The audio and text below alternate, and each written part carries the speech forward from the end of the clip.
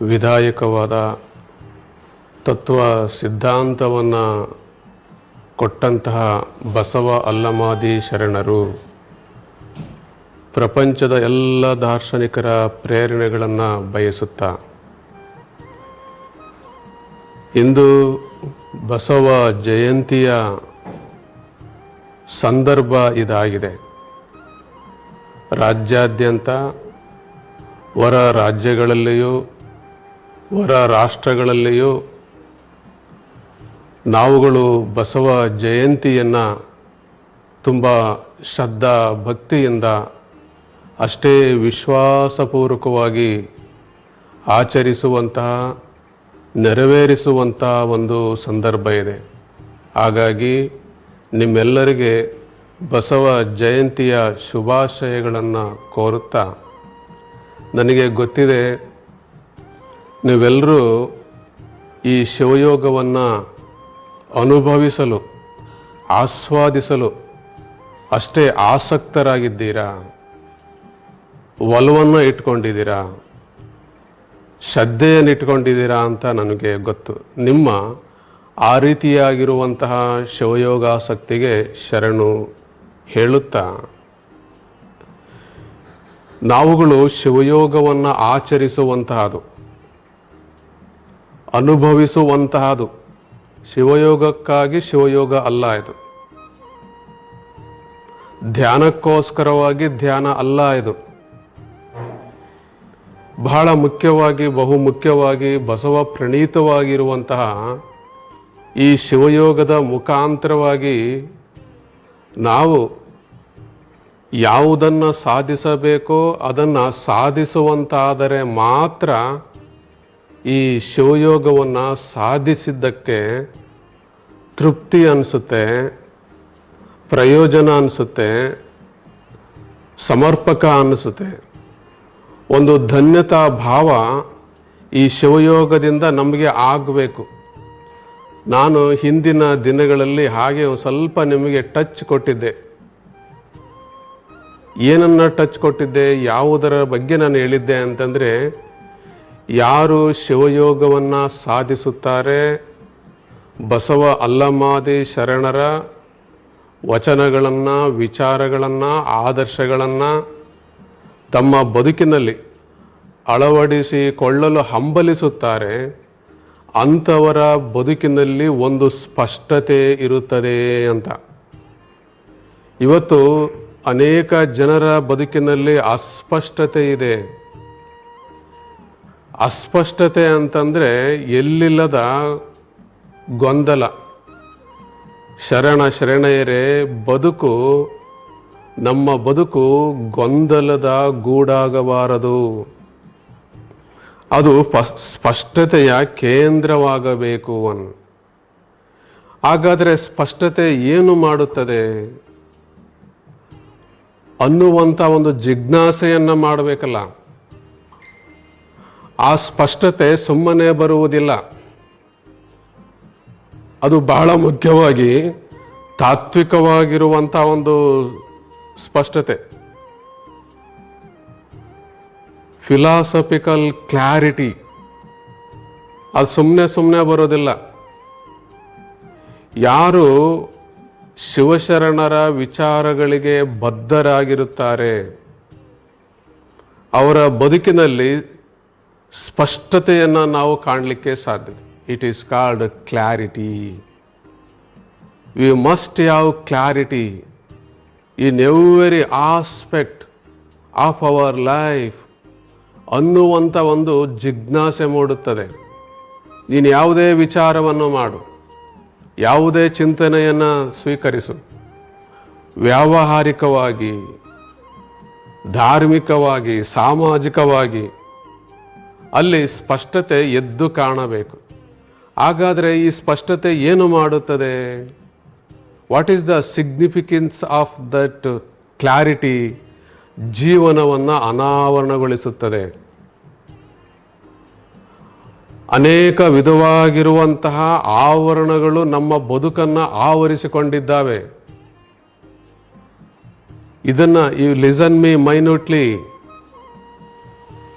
ಮಾನವನ ಬದುಕು, ಅದರಲ್ಲಿಯೂ ಆಧುನಿಕ ಬದುಕು ಅನೇಕ ವಿಧವಾಗಿರುವಂಥ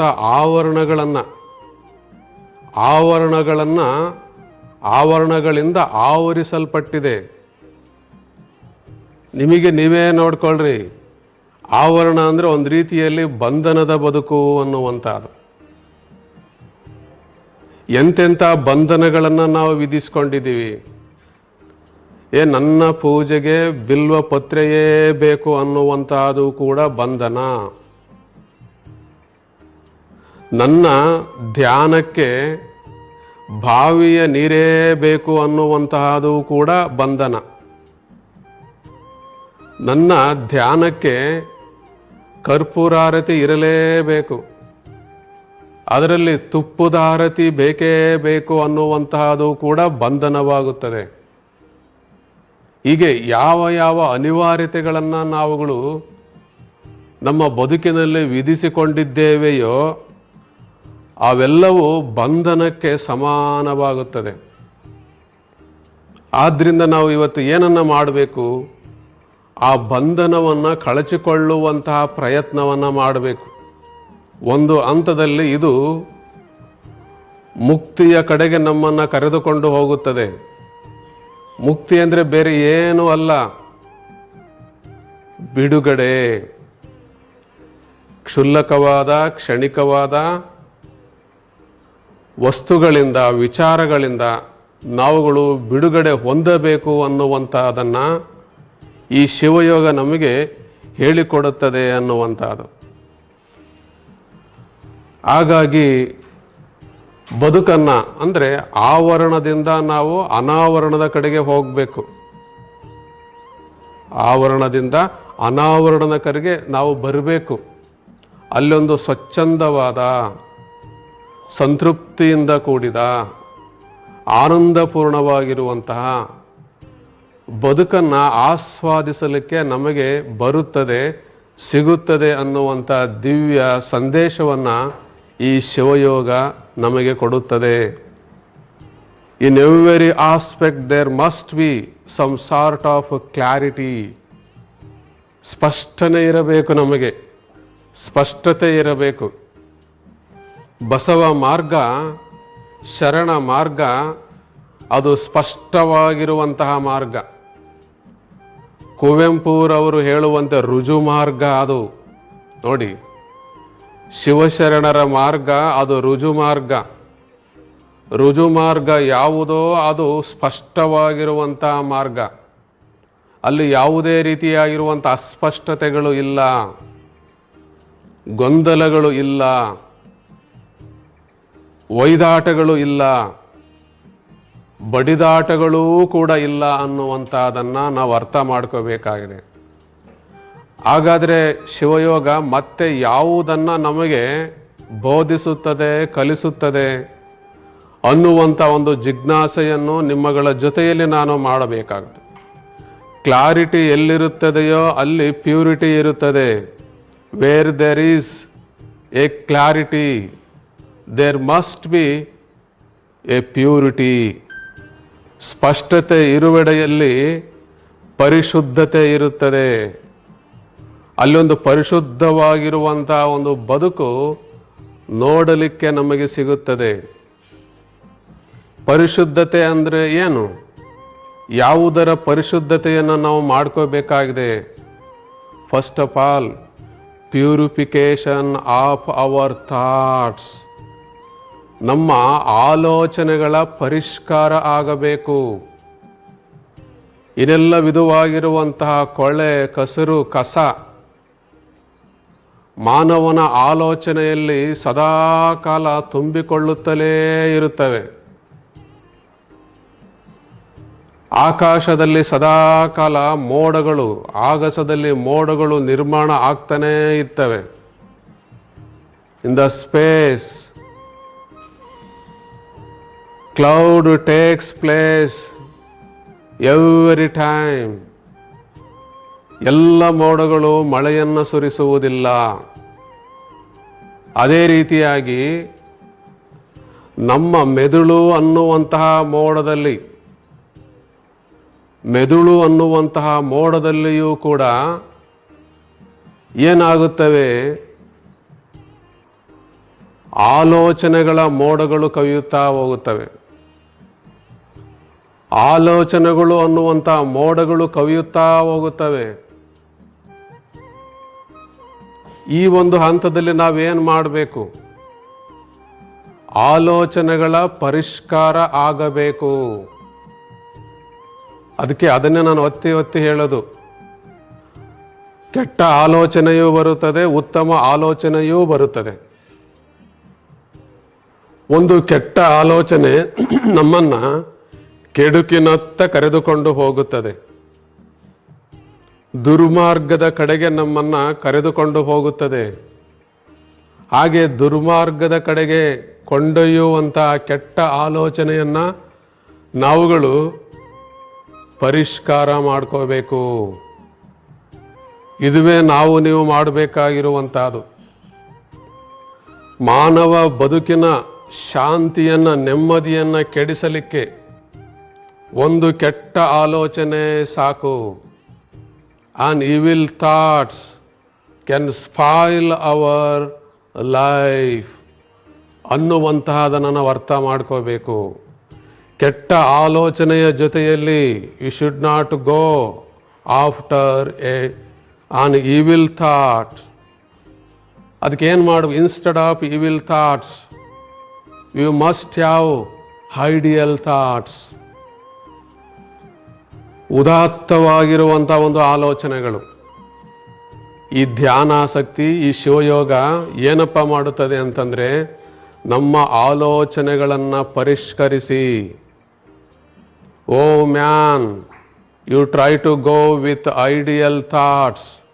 what Basavanna taught us, that is clear path. ಅತ್ಯಂತ ಸ್ಪಷ್ಟವಾಗಿರುವಂಥ ಒಂದು ಹಾದಿ ಅದು, ರಸ್ತೆ ಅದು, ಮಾರ್ಗ ಅದು. ಅಂಥ ಒಂದು ಹಾದಿಯಲ್ಲಿ ನೀನು ಸಾಗು ಅನ್ನುವಂಥ, ಅಂದರೆ ಆಲೋಚನೆಗಳನ್ನು ಪರಿಷ್ಕರಿಸುವಂಥ ಒಂದು ಶಕ್ತಿ ಈ ಧ್ಯಾನಕ್ಕೆ ಇದೆ, ಈ ಶಿವಯೋಗಕ್ಕೆ ಇದೆ ಅಂತ. ಪರಿಷ್ಕಾರದ ಬಗ್ಗೆ ನಾನು ಹೇಳಿದೆ, ಆಲೋಚನೆಗಳ ಪರಿಷ್ಕಾರ.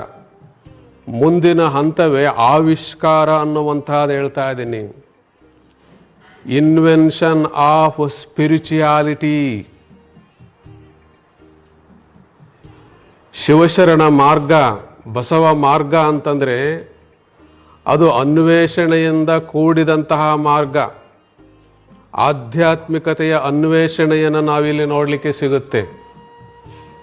ನಿಮಗೆಲ್ಲ ಗೊತ್ತಿದೆ, ಗೊತ್ತಾಗಲಿ, ಅಕ್ಕ ಮಹಾದೇವಿ ಅಂಥ ಒಂದು ವೈಭವೋಪೇತವಾಗಿರುವಂಥ ಜೀವನವನ್ನು ಬಿಟ್ಟು ಬಂದದ್ದು ಯಾಕೆ ಅಂತಂದರೆ ಆಧ್ಯಾತ್ಮಿಕತೆಯ ಆನಂದಕ್ಕೋಸ್ಕರವಾಗಿ. ಎಲ್ಲ ಭೋಗದ ಐಷಾರಾಮಿಯ ಅಂಶಗಳು ಕ್ಷಣಿಕ ಅಂತೇಳಿ ಆ ಮಹಾಮಾತೆಗೆ ತಿಳಿಯಿತು, ಗೊತ್ತಾಯಿತು. ಗೊತ್ತಾದ ತಕ್ಷಣವೇ ನಾನಿಲ್ಲಿರುವುದು ಸೂಕ್ತವಲ್ಲ ಅನ್ನುವಂಥ ನಿರ್ಧಾರಕ್ಕೆ ಬಂದು ಅಳಿಯುವ ಮಾರ್ಗದ ಆಚೆಗೆ ಒಂದು ಉಳಿಯುವ ಮಾರ್ಗ ಇದೆ. ಅಳಿಯುವ ಮಾರ್ಗದಿಂದ ಉಳಿಯುವ ಮಾರ್ಗಕ್ಕೆ ಬರುವಂತಹ ನಿರ್ಣಯವನ್ನು, ತೀರ್ಮಾನವನ್ನು ಅಕ್ಕ ಮಹಾದೇವಿ ತೆಗೆದುಕೊಂಡು ಆ ಬೆಟ್ಟ ಗುಡ್ಡಗಳು, ಕಾನನ ಜುಳುಜುಳು ಹರಿಯುವಂತಹ ನದಿಗಳು ಅವೆಲ್ಲವನ್ನು ಆಸ್ವಾದಿಸುತ್ತಾ ಚಿಲಿವಿಲಿ ಎಂದೋದುವ ಗಿಳಿಗಳಿರ ನೀವು ಕಾಣಿರೆ, ನೀವು ಕಾಣಿರೆ. ಸ್ವರವೆತ್ತಿ ಹಾಡುವ ಕೋಗಿಲೆಗಳಿರ ನೀವು ಕಾಣಿರೆ, ನೀವು ಕಾಣಿರೆ. ದುಂಬಿಗಳಿರ ನೋಡಿ, ಎಲ್ಲ ಕಡೆಯೂ ಚನ್ನಮಲ್ಲಿಕಾರ್ಜುನನ ಒಂದು ಛಾಯೆ ಇದೆ ಅನ್ನುವಂತಹದನ್ನು ಆಕೆ ಅರ್ಥ ಮಾಡಿಕೊಂಡು ಕಲ್ಯಾಣದ ಕಡೆಗೆ ಬರುವಂಥ ಪ್ರಯತ್ನವನ್ನು ಮಾಡಿ, ಬರುವಂಥ ಸಂದರ್ಭವನ್ನು ತಂದುಕೊಂಡು ಅಲ್ಲಿ ಒಂದು ಉದ್ಧಾರದ ಬದುಕನ್ನು, ಲೋಕ ಕಲ್ಯಾಣದ ಮಾರ್ಗವನ್ನು ಅಲ್ಲಿ ಕಂಡು. ಲೋಕ ಕಲ್ಯಾಣದ ಮಾರ್ಗ ಅಂದರೆ ಅನುಭವದ ಮಾರ್ಗ, ಅನುಭವದ ಮಾರ್ಗ. ಅಕ್ಕಮಾದಿಯ ಬದುಕನ್ನು ಯಾವುದು ಉದ್ಧರಿಸಿತು? ಅನುಭಾವದ ಮಾರ್ಗ ಉದ್ಧರಿಸಿತು. ಅಕ್ಕ ಮಹಾದೇವಿಯಂತಹ ಸಾಧಕಿಯರು, ಅಲ್ಲಮ ಪ್ರಭುದೇವ ಅನ್ನುವಂತಹ ಮಹಾನುಭಾವಿ, ಆತನೂ ಕೂಡ ಅನುಭವಕ್ಕೋಸ್ಕರವಾಗಿ ಹಂಬಲಿಸಿದಂಥ ಒಂದು ಸಂದರ್ಭ ಇದೆ. ಆತನ ಬದುಕಿನಲ್ಲಿಯೂ ಒಂದು ಜಿಗುಪ್ಸೆಯನ್ನು ಉಂಟು ಮಾಡುವಂಥ ಒಂದು ಸಂದರ್ಭ ನಡೆಯುತ್ತದೆ. ಎಲ್ಲರ ಬದುಕಿನಲ್ಲಿಯೂ ಆ ರೀತಿಯಾಗಿರುವಂಥ panic situation, it is also a panic situation. ಇಂಥ ಒಂದು ಸಂಕೀರ್ಣ ಸಂದರ್ಭದಿಂದ ನಾವುಗಳು ನಮ್ಮನ್ನು ಬಿಡಿಸಿಕೊಳ್ಳುವಂಥ ಸಂದರ್ಭವನ್ನು ತಂದುಕೊಳ್ಳಬೇಕು. Prabhudeva facing or suffering some sort of frustration, depression, ಆ ಒಂದು ಖಿನ್ನತೆಗೆ ಒಳಗಡೆ ಆಗಿರುವಂಥ ಸಂದರ್ಭದಲ್ಲಿ ಈ ಟುಕ್ ವೆರಿ ಗುಡ್ ಡಿಸಿಷನ್. ಯಾವ ಒಂದು ತೀರ್ಮಾನವನ್ನು ತೆಗೆದುಕೊಳ್ಳುತ್ತಾನೆ ಅಂತಂದರೆ, ನಾನು ನನ್ನ ಬದುಕಿಗೆ ಹೊಸ ತಿರುವನ್ನು ಕೊಡಬೇಕು. It is called turning point. ಅಲ್ಲಮನ ಬದುಕಿನಲ್ಲಿ ಒಂದು ಹೊಸ ತಿರುವು. ಹಾಗಾಗಿ ಅವನು he started a spiritual journey, means intellectual journey. ಯಾರು ಆಧ್ಯಾತ್ಮಿಕವಾಗಿರುವಂಥ ಒಂದು ಪಯಣವನ್ನು, ಯಾನವನ್ನು ಆರಂಭಿಸುತ್ತಾರೋ ಅವರದು ಬೌದ್ಧಿಕವಾಗಿರುವಂಥ ಯಾನ ಅನಿಸಿಕೊಳ್ಳುತ್ತದೆ. ಅಂತಹ ಬೌದ್ಧಿಕವಾದ ಯಾನದಲ್ಲಿ ಅಲ್ಲಮನಿಗೆ ಅನಿಮಿಷಾರ್ಯ ಅನ್ನುವಂತಹ ಒಬ್ಬ ಧ್ಯಾನಾಸಕ್ತನ ಭೇಟಿಯಾಗುತ್ತದೆ. ಅಲ್ಲಿಂದ ಆತನ ಬದುಕು ವಿಸ್ತಾರ ಆಗುತ್ತಾ ಅವನು ಮಹಾನುಭಾವವನ್ನು ಪಡೆದುಕೊಳ್ಳುತ್ತಾ ಕಲ್ಯಾಣಕ್ಕೆ ಬಂದು ಬಸವಾದಿ ಶರಣರ ಮುಂದೆ ಆತ ಒಬ್ಬ ಚಿಕಿತ್ಸಕ. Allama was a great mystic, also a ascetic ಅನ್ನುವಂತಹದನ್ನು ನಾವು ಅರ್ಥ ಮಾಡ್ಕೋಬೇಕು. ಒಬ್ಬ ಅನುಭಾವಿ ಆತ. ನೋಡಿ, ಅಲ್ಲಮನ ಬದುಕನ್ನು ಮತ್ತು ಅಕ್ಕನ ಬದುಕನ್ನು ಉದ್ಧರಿಸಿದ್ದು ಯಾವುದು ಅಂತಂದರೆ ಆಧ್ಯಾತ್ಮಿಕತೆಯ ಹಂಬಲ. ಅದರಲ್ಲಿಯೂ ಮಿಸ್ಟಿಸಿಸಮ್, ಮಿಸ್ಟಿಕ್ ಅಂತಂದರೆ ಮಿಸ್ಟಿಸಿಸಮ್ ಅಂದರೆ ಅನುಭವ. ಅದು ಅನುಭವ ಅವರ ಬದುಕನ್ನು ಎತ್ತರಿಸಿತು. ಇದೆಲ್ಲ ಈ ರೀತಿಯಾಗಿರುವಂತಹ ಸಂಪತ್ತನ್ನು, ಶರಣರ ಆಚಾರ ವಿಚಾರಗಳು ಜಸ್ಟ್ ಲೈಕ್ ಎ ಟ್ರೆಜರ್, ಇಂಥ ಒಂದು ನಿಧಿ ನಮ್ಮ ಮುಂದೆ ಇದೆ. ಇಂಥ ಅದ್ಭುತವಾದ ಅಪ್ರತಿಮವಾದ ಮೌಲ್ಯಗಳಿಂದ ಕೂಡಿದ, ಅನುಭವದಿಂದ ಕೂಡಿದ ಸಿರಿ ಸಂಪತ್ತು ನಮ್ಮದಾಗಿದೆ. ಅಂಥ ಸಂಪತ್ತನ್ನು ಇಟ್ಟುಕೊಂಡು ನಾವೆಲ್ಲರೂ ಕೂಡ ಆ ಭವ್ಯತೆಯ ಕಡೆಗೆ, ದಿವ್ಯತೆಯ ಕಡೆಗೆ ಕ್ರಮಿಸುವಂಥ ಒಂದು ಸಂದರ್ಭವನ್ನು ನಾವುಗಳು ಮತ್ತೆ ಮತ್ತೆ ತಂದ್ಕೋಬೇಕಾಗಿದೆ. ಶಿವಯೋಗ ಅಂದರೆ ಅಧ್ಯಾತ್ಮ. ಎಲ್ಲಿ ಅಧ್ಯಾತ್ಮವಿರುತ್ತದೆಯೋ ಅಲ್ಲಿ ಆನಂದ ಇರುತ್ತದೆ. ಎಷ್ಟು ಜನ ಶಿವಯೋಗದ ಮುಖಾಂತರವಾಗಿ ಈ ಅಧ್ಯಾತ್ಮವನ್ನು, ಆನಂದವನ್ನು ಆಸ್ವಾದಿಸುತ್ತಾರೋ ನನಗಂತೂ ತಿಳಿಯದು. It is my duty to bring some sort of awareness. ನಮ್ಮಂಥವ್ರ ಆದ್ಯ ಕರ್ತವ್ಯ ಏನು ಅಂತಂದರೆ ಈ ರೀತಿಯಾಗಿರುವಂಥ ಒಂದು ಪರಿಕಲ್ಪನೆಯನ್ನು ತಂದುಕೊಡುವುದು, ನೀಡುವುದು. ಜನಗಳು ಅನುಭವಿಸುವುದು, ಆಸ್ವಾದಿಸುವುದು ಅವರಿಗೆ ಬಿಟ್ಟಿದ್ದು. ನಾನು ಹೇಳುವಂತೆ ನೀವೆಲ್ಲ ಶಿವಯೋಗಾಸಕ್ತರು ಧ್ಯಾನಾಸಕ್ತರಾಗಬೇಕು.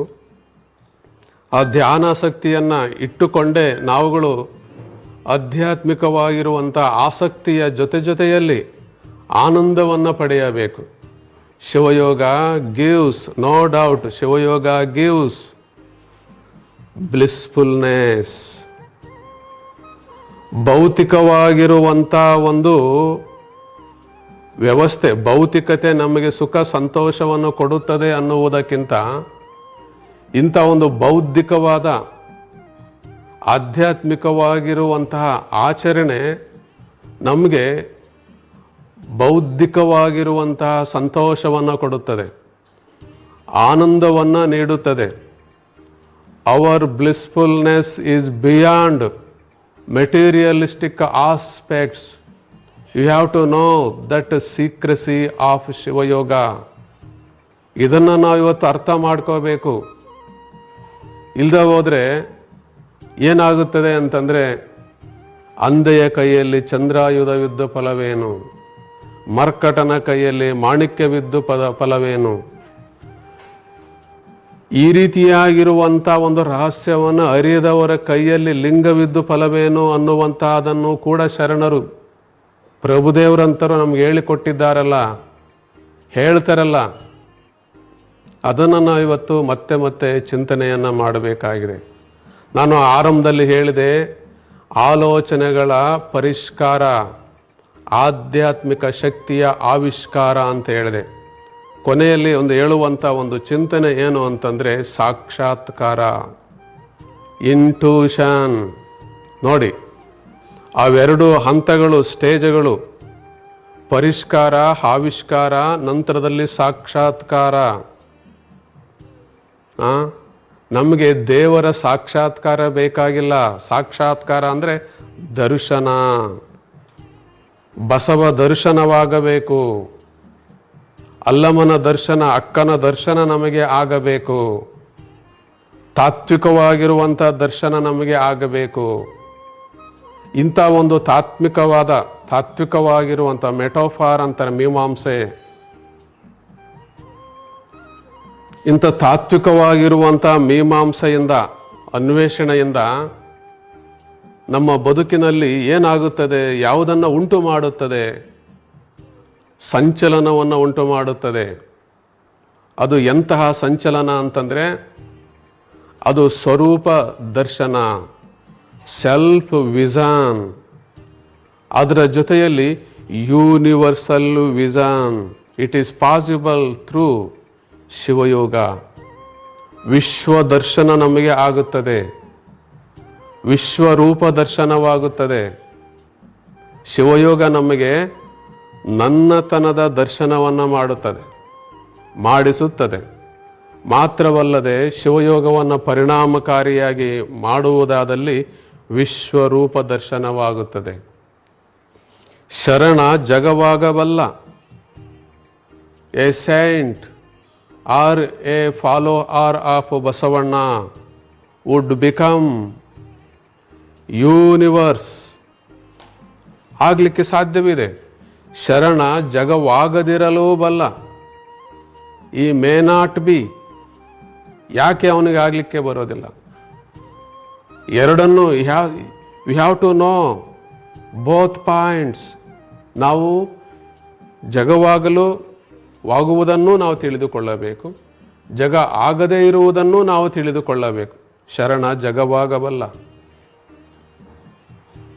ಅವನು ಆಗದಿರಲೂ ಬಲ್ಲ. ಅವನು ಇಂತಹದನ್ನು ನಾವು ಇವತ್ತು ಅರ್ಥ ಮಾಡ್ಕೋಬೇಕು.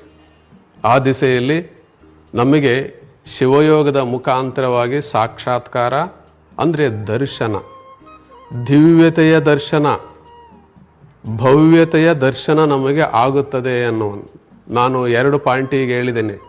ಒಂದು ಕ್ಲಾರಿಟಿ, ಮತ್ತೊಂದು ಪ್ಯೂರಿಟಿ. ಕ್ಲಾರಿಟಿ, ಪ್ಯೂರಿಟಿ ಇರುವ ಹಂತದಲ್ಲಿ, ಜೊತೆಯಲ್ಲಿ ನಮಗೆ ಬರಬೇಕಾಗಿರುವಂಥದ್ದು, ಸಿಗಬೇಕಾಗಿರುವಂಥದ್ದು, ಅಚೀವ್ ಮಾಡಬೇಕಾಗಿರುವಂಥದ್ದು, third point is capacity. You see, Shivayoga makes me a capable person. We can achieve that capability or capacity. ನಮಗೆ ಏನು ಬೇಕಾಗಿದೆ ಇವತ್ತು ಅಂತಂದರೆ ಅಂಥ ಒಂದು ಸಾಮರ್ಥ್ಯ. ಶಿವಯೋಗ ನಮ್ಮ ಬದುಕಿಗೆ ಬೇಕಾಗುವಂತಹ ಸಾಮರ್ಥ್ಯವನ್ನು ನೀಡುತ್ತದೆ, ಶಕ್ತಿಯನ್ನು ನೀಡುತ್ತದೆ. ಎಂಥ ಒಂದು ಸಾಮರ್ಥ್ಯವನ್ನು ನೀಡುತ್ತದೆ ನೋಡಿ. Working capacity. ವರ್ಕಿಂಗ್ ಕೆಪಾಸಿಟಿ ಜನಗಳು ಇವತ್ತು ಯಾಕೆ ದಟ್ಟ ದರಿದ್ರರಾಗ್ತಾ ಇದ್ದಾರೆ, ಸೋಮಾರಿಗಳು ಯಾಕೆ ಆಗ್ತಾ ಇದ್ದಾರೆ ಅಂದರೆ ಅವರ ಬದುಕಿನಲ್ಲಿ there is no motivation, lack of motivation, laziness enter into our life, which is spoil our life. A person goes after laziness, idleness, there is no happiness, blissfulness. ಅದಕ್ಕೋಸ್ಕರವಾಗಿ ನಾವುಗಳು you have to achieve working capacity, ಕಾರ್ಯವನ್ನು ಮಾಡುವಂತಹ, ಕಾರ್ಯಕ್ಷಮತೆಯನ್ನು ಹೊಂದುವಂತಹ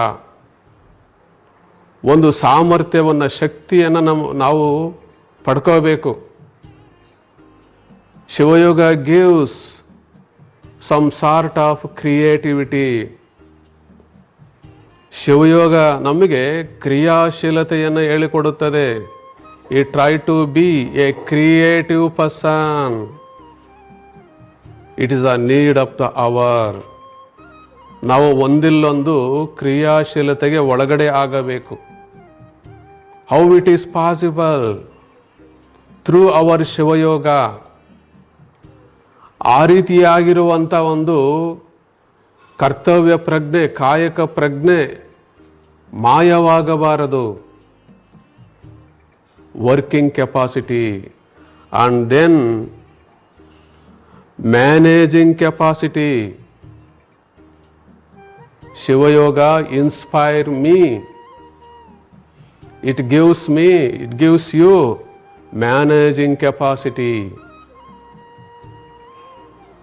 ಒಂದು ನಿರ್ವಹಣೆಯನ್ನು ಮಾಡುವಂಥ ಶಕ್ತಿಯನ್ನು ನಮಗೆ ಶಿವಯೋಗ ಕಲಿಸುತ್ತದೆ. ಒಂದು ಕುಟುಂಬವನ್ನು ಯಾವ ರೀತಿಯಾಗಿ ನಿರ್ವಹಣೆ ಮಾಡೋದು, how to run a family, how to run an institution. It can guide me, it can guide you. There must be proper administration. ಸೂಕ್ತವಾಗಿರುವಂಥ ಒಂದು ಆಡಳಿತಾತ್ಮಕವಾದ ಚಿಂತನೆಗಳನ್ನು, ದಾರಿಯನ್ನು ಈ ಶಿವಯೋಗ ನಮಗೆ ಹೇಳಿಕೊಡುತ್ತದೆ. ಅದನ್ನು ನಾವುಗಳು ಏನು ಮಾಡ್ತಾ ಇದ್ವಿ ಅಂದರೆ, ಶಿವಯೋಗ ಅಂದ ತಕ್ಷಣ ಬೆಳಗ್ಗೆ ಮುಂಜಾನೆ ಸ್ವಲ್ಪ ಹೊತ್ತು ಮಾಡಿ ಬದಿಗಿಟ್ಬಿಡೋದ್ರಿ. ನಮಗೆ ನಾವೇ ಬಸವಣ್ಣವರ ಜಯಂತಿಯ ವಿಚಾರವೂ ಅಷ್ಟೇ ಆಗಿದೆ. ನಾವು 365 ದಿನ ಬಸವಣ್ಣನವರ ಜಯಂತಿಯನ್ನು, ಸ್ಮರಣೆಯನ್ನು ಮಾಡಬೇಕಾಗಿರುವಂಥ ನಾವುಗಳು ಒಂದು ದಿನಕ್ಕೆ ಮಾತ್ರ ಸೀಮಿತ ಮಾಡಿ ಉಳಿದ ದಿನ ಬಸವಣ್ಣನವರನ್ನು, ಶರಣರನ್ನು ನೆನಪಿಸಿಕೊಳ್ಳದೇ ಇರುವಂಥ ಒಂದು ಸಂದರ್ಭ ಇದೆಯಲ್ಲ, ಅದು ಸೂಕ್ತವಾಗಿರುವಂಥ ಸಂದರ್ಭ ಅಲ್ಲ. ಲಾಸ್ಟ್ ಪಾಯಿಂಟ್ ಮತ್ತೇನು ಮಾಡುತ್ತೆ? Organising capacity. ಶಿವಯೋಗ, ಈ ಬಸವ ತತ್ವ, ಶರಣ ತತ್ವ ನಮಗೆ ಸಂಘಟನೆಯ ಶಕ್ತಿಯನ್ನು ಹೇಳಿಕೊಡುತ್ತದೆ. You try to be an organiser, very good organiser. Basavanna was a great organizer. Because of Basavanna, every Sharanas gathered through Anubhava Mantapa congregation. What is the concept of Anubhava Mantapa? Means congregation of different saints and Sharanas, every walk of the society. It was possible for Basavanna. ಒಂದು ಉತ್ತಮವಾಗಿರುವಂಥ ಸಂಘಟನಾ ಶಕ್ತಿ ಬಸವಣ್ಣನವರಲ್ಲಿ ಇತ್ತು ಅನ್ನುವಂತಹದನ್ನು ನೋಡಿ. ಎಂಥ ಉದಾತ್ತವಾಗಿರುವಂಥ ಚಿಂತನೆ, ಉತ್ಕೃಷ್ಟವಾಗಿರುವಂಥ ಚಿಂತನೆ, ಸಮಕಾಲೀನವಾಗಿರುವಂಥ ಒಂದು ಚಿಂತನೆಯನ್ನು ನಿಮ್ಮಗಳ ಜೊತೆಯಲ್ಲಿ ನಾನು ಹಂಚಿಕೊಂಡಿದ್ದೇನೆ. ನನ್ನ ಶಕ್ತಿ ಅಂತಂದರೆ, ನನ್ನ ಸಾಮರ್ಥ್ಯ ಅಂತಂದರೆ ಈ ಚಿಂತನೆಗಳು, ಈ ಅದ್ಭುತವಾಗಿರುವಂಥ ಚಿಂತನೆಗಳು. ಒಂದು ಹಾರ್ದಿಕವಾದ ನುಡಿಗಳನ್ನು, ಜಿಜ್ಞಾಸೆಯನ್ನು, ಮಾರ್ಗದರ್ಶನವನ್ನು ಇವತ್ತು ಮಾಡುತ್ತಾ ಆ ಶಿವಯೋಗದ ಒಂದು ಪ್ರಾತ್ಯಕ್ಷಿಕೆಯನ್ನು ಈಗ ನಾವುಗಳು ಅನುಭವಿಸೋಣ. ನೀವೆಲ್ಲರೂ ವಿಭೂತಿ ಧಾರಣೆಯನ್ನು ಮಾಡಿಕೊಳ್ಳಬೇಕು.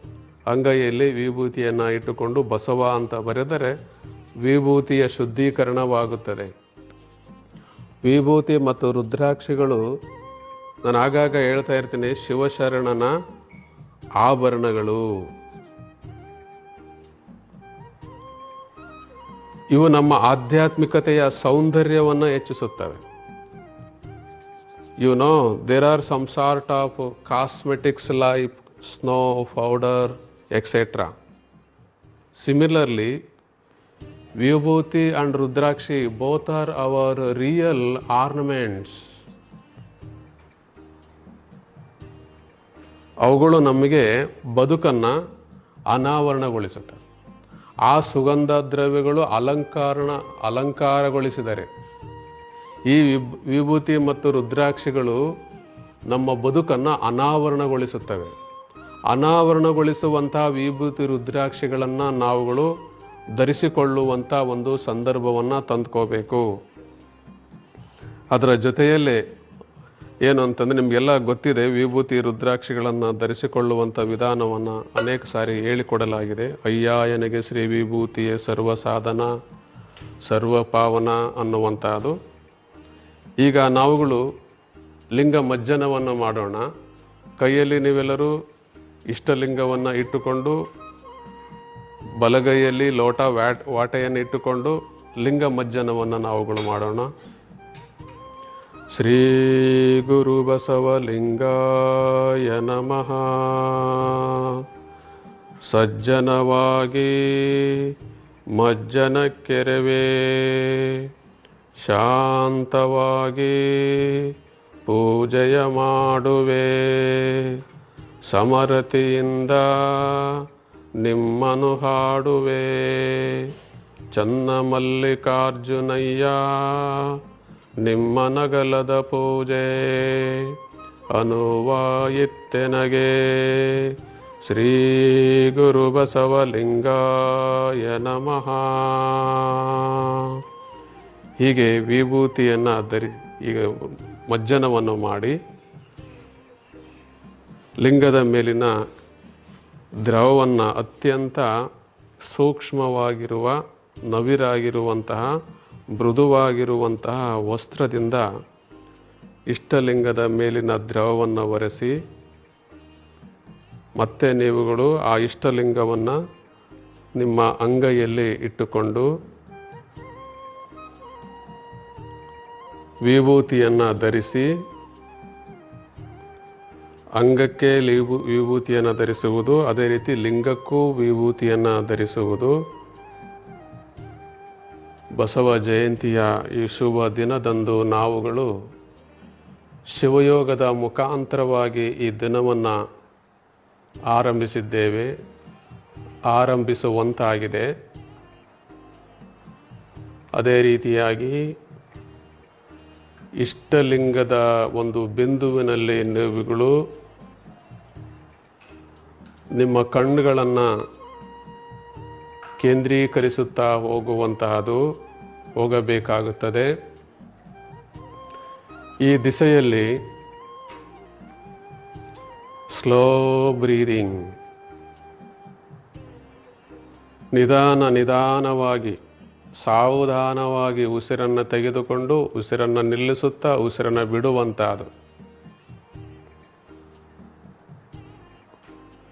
ರೇಚಕ, ಕುಂಭಕ, ಪೂರಕ.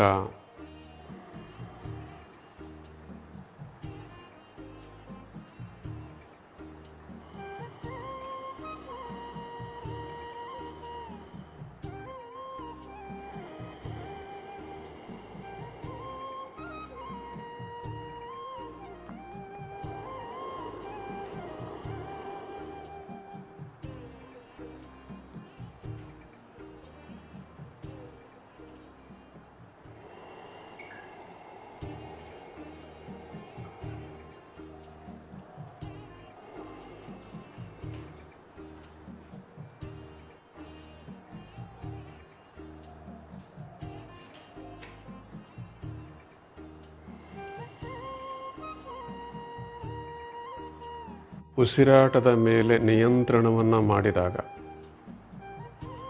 ಸಾವಕಾಶವಾಗಿ ನಿಧಾನವಾಗಿ ಉಸಿರನ್ನು ತೆಗೆದುಕೊಂಡು ಬಿಡುವಂತಹ ಒಂದು ಸಂದರ್ಭದಲ್ಲಿ ನಿಮ್ಮ ಕಣ್ಣುಗಳಲ್ಲಿ ಕಂಬನಿ ಬರುತ್ತದೆ, ಬರಬೇಕು.